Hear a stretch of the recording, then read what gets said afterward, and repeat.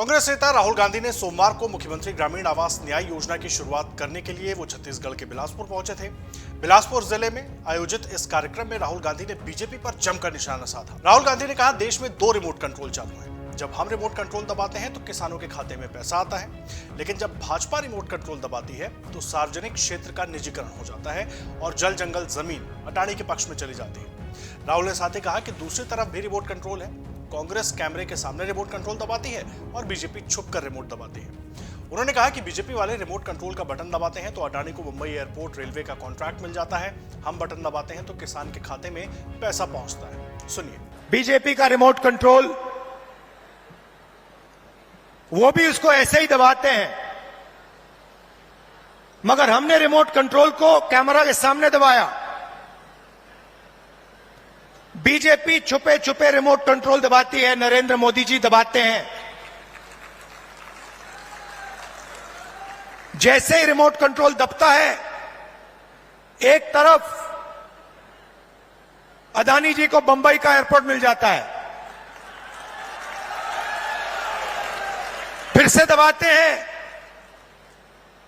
अदानी जी को रेलवेज का कॉन्ट्रैक्ट मिल जाता है, फिर दबाते हैं, इंफ्रास्ट्रक्चर मिल जाता है। तो 2 रिमोट कंट्रोल चल रहे हैं। ये हमारा वाला सबके सामने चलता है, हम इसको दबाते हैं, किसानों के खाते में पैसा जाता है। 2500 रुपए क्विंटल धान में आपको मिलता है। अंग्रेजी स्कूल खुलते हैं, बीजेपी दबाती है, पब्लिक सेक्टर प्राइवेटाइज हो जाता है। आपका जल, जमीन, जंगल, उनका छुपे छुपे बटन दबता है, अदानी जी के हवाले हो जाता है। राहुल गांधी ने अपनी संसद सदस्यता जाने पर भी मोदी सरकार पर निशाना साधा। क्या कुछ कहा, पूरी बात आपको सुनवाते हैं। मैंने नरेंद्र मोदी जी से पूछा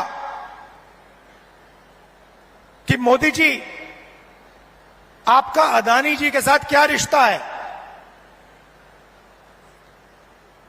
डिफेंस में अदानी जी को पूरा का पूरा फायदा, पोर्ट्स में पूरा फायदा, एयरपोर्ट्स में पूरा फायदा। आपने 5 किसानों के कानून, काले कानून बनाए, उसमें उनको फायदा देने की कोशिश की। तो मैंने उनसे पूछा, नरेंद्र मोदी जी, आपका रिश्ता क्या है? उनके हवाई जहाज में आप जाते हो, रिश्ता क्या है? जवाब मिला, मेरी लोकसभा की सदस्यता रद्द कर दी।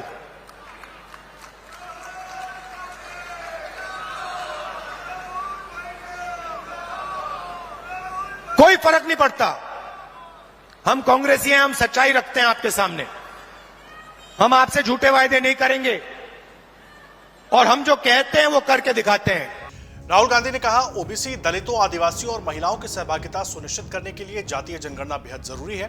कांग्रेस चुनाव के बाद अगर सत्ता में आई तो वो जातीय जनगणना करवाएगी। इस मुद्दे पर भी उन्होंने केंद्र सरकार पर जमकर निशाना साधा। नरेंद्र मोदी जी से पूछा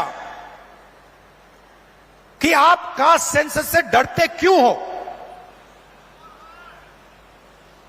कास्ट सेंसस का डेटा सबके सामने रख दो, जो आपकी सरकार की सच्चाई है, आप हिंदुस्तान की जनता को दिखा दो, डरो मत।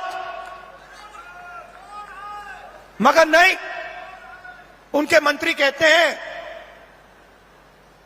हमारे ओबीसी के विधायक हैं, ओबीसी के सांसद हैं, और उन्हीं सांसदों से आप लोकसभा में बात करो, वो आपसे कहते हैं कि भैया देखो,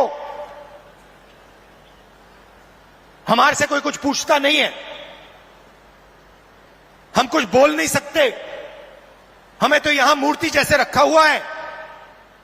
असली निर्णय हिंदुस्तान के सेक्रेटरी लेते हैं, ब्यूरोक्रेट लेते हैं, नरेंद्र मोदी जी लेते हैं।